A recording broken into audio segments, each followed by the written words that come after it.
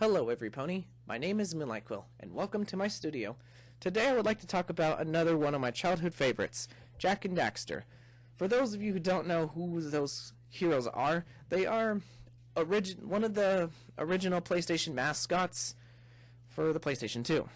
Anyways, put simply, Jak and Daxter is a set of two heroes that go on great adventures in 4 games. Jak and Daxter, the precursor Legacy, Jak 2, Jak 3, and Jak X Combat Racing. Anyways, to say the whole series all in one go, spoiler alert, right now. Anyways, Jak 1.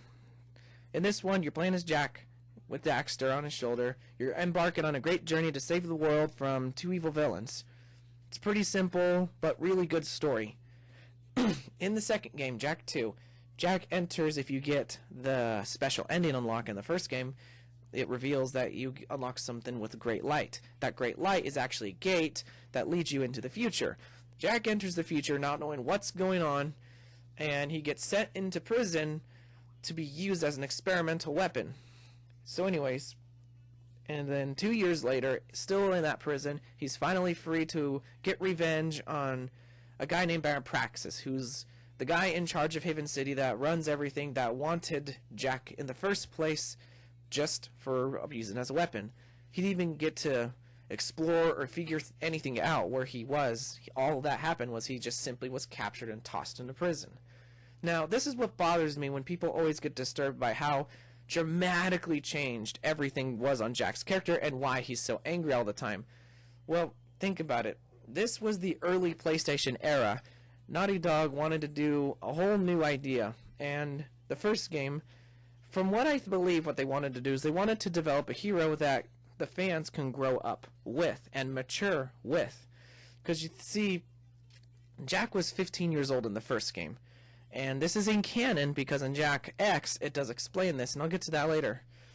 Anyways, he's 15 years old, he's a mute, he doesn't talk, and I was like, I think I was 7 when this came out, maybe a little younger, I don't remember, but anyways, I was around that age. And to be honest, Jak and Daxter was actually the first game that I actually was able to own to myself. So anyways, this is what bothers me. Everyone's always saying how much it changed. Well, when you think about it, like I said, they wanted to have this character grow, and it's been literally in real life 2 years after the first game had came out back in the day. So 2 years later, just like in the game, 2 years being in prison, Jak just wants his revenge. And think about it. Why is he mad? Well, literally, like I keep saying, think about it. He came into this world. He had no idea what was coming or what to expect of it. Immediately, he was tossed into prison and tortured for 2 years to be used as a weapon. So, you can't blame the guy for being so mad and desiring revenge. Who wouldn't? Anyway, so, in the second game, that's all he desires. Later in the game, he basically learns the truth about what he needs to really do and finds that solution and saves the world, to put it simply. In the third game, a war outlashes, and in the city he's been in, which is called Haven City. Anyways, he's in the future, and the reason why he's staying there is because this is his real home, blah blah blah. All this is explained in the second game. Just play it for yourself and see how it goes. Anyways, in the third game, there's a war, and everyone blames Jak for the war and a lot of other excuses, and sends him into the desert to die. He was saved by Wastelanders, which were also people banished from Haven City, possibly other places. Anyways, there's also another problem, not just the war, but there's also an alien invasion that's going to destroy the world. Now, as cheesy as that sounds, it's actually a lot better than it seems. Number one, the aliens look really evil and really threatening. They don't talk or nothing. And an old enemy comes back to control them and be their leader. So Jak has to stop both the war and the alien ship from coming to the planet. And so, Jak does all this, saves the world, it's all good. Jak 4 is a racing game, and it's technically a spin-off, but at the same time, it does tie down into the main franchise. It really does, to be honest. I don't know the truth behind that, but to me personally, I say it's in canon. Anyways, Jak X is all about racing because they wanted to do another great thing. Naughty Dog, that is. They wanted to make a new idea for Jak, and they did a good job, and it's a lot of fun. Now, I don't understand why Jak X doesn't get enough love. Well, I do understand, because we're used to being on foot, walking around exploring, shooting bad guys with guns and all this cool stuff with superpowers. Yeah, because Jack had two powerful superpowers, I guess is the only way I can describe it. He has Dark Jack powers and Light Jack powers. He gained the Light Jack powers in Jack 3, Jack 2, he got Dark. Anyways, you don't use either of them in this game because of the whole overall setting. Basically, him and his friends, they're all poisoned to die, and they have no choice but to do this Grand Prix, win it so they can get the antidote and save their lives. Jack does so, and that's how the story goes. Now, like I said earlier, in Jack X, this is really cool. If you have the saved data from the first 3 games, you can unlock Jack's first 3 game looks. And in a different language that is specifically meant for the game, it's called precursor language. When you translate it, it shows everyone's personal information. It even shows Jack's, of course, throughout those games. His age, his height, his name, possibly his birth year. I don't know. I didn't look into it that much. But his age said he was 15 in the first game. And obviously, 2 years in the prison in the second game, he was 17. In the third game, 1 year later, in real life, that's how the game came out, he became 18, and then the last one, 19 years old. If anyone's ever wondered how old Jack really is. I personally, back in the day, thought he was a little older than that because of how mature he was, but, you know, that's what it is in canon. And it's really cool because I was around 15 years old when I think the third game came out, and Jack was so much more grown up and more mature, just like I was having to do myself. So it's like you literally get to grow with this character. It was such a great thing. It was amazing for me. And so there are other spin-offs of the game, but they are honestly not impressive to me, and I don't like them, honestly. If others do, that's cool. Good for you. But this is my own criticism on it. Anyways, I heard there's one where it's called PlayStation Heroes or something like that. It never even slightly caught my attention because when I first looked at a few trailers, a little bit of screenshots, it's like, I don't know, it doesn't seem right. But that's just me. So there's another one that's just Jack and Daxter like the old games, and this one's called Lost Frontier. Yeah, I know.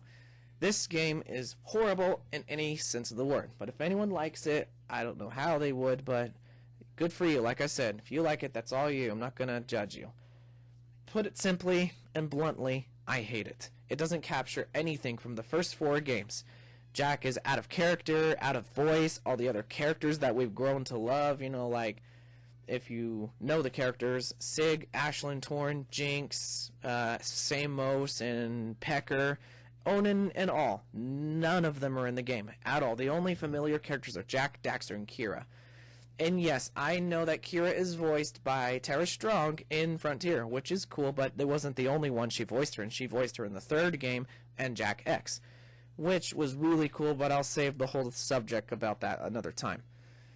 Anyways, I highly recommend you don't play this because it's not even a little bit connected to the original games. It doesn't reference anything, or I don't think it does, but from what I've played and seen, it is a massive wreck.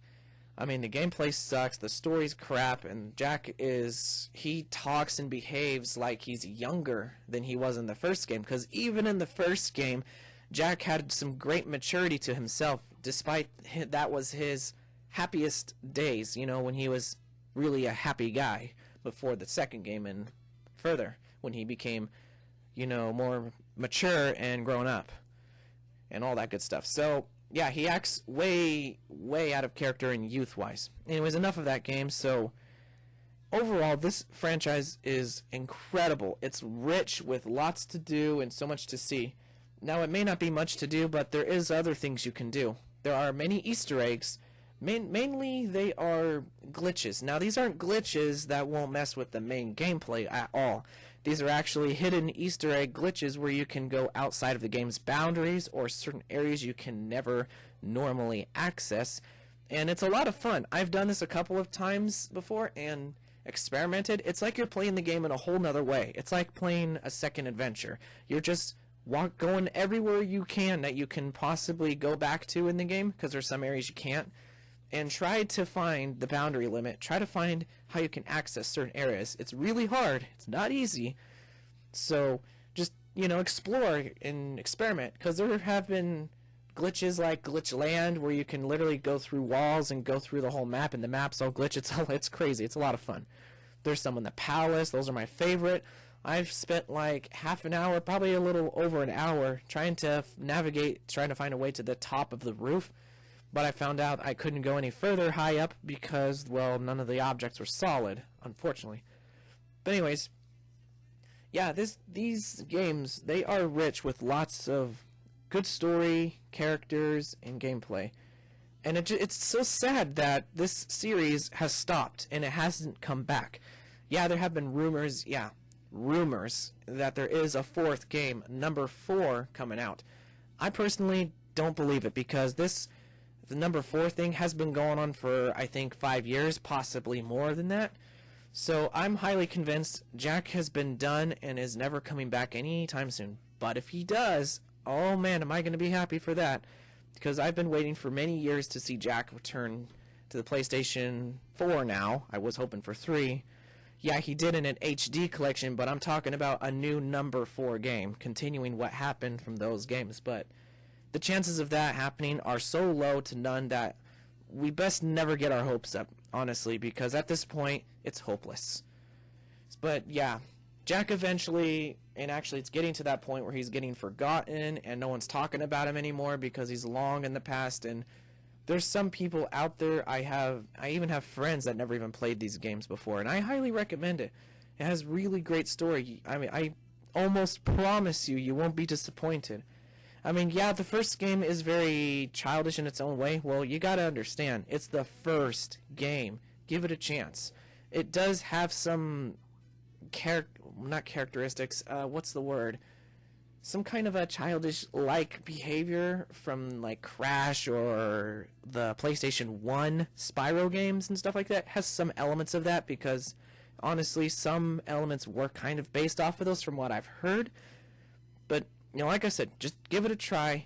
I bet you will like it. And after you played the first game and get all power cells and unlock that last ending, the beginning of the second game will make more sense. The rest of the way through, there is no alternate ending, so you don't have to worry about that.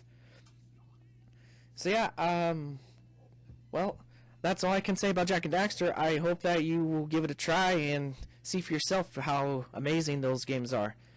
They are Jak and Daxter, Jak and Daxter, the Precursor Legacy, Jak 2, Jak 3, and Jak X Combat Racing.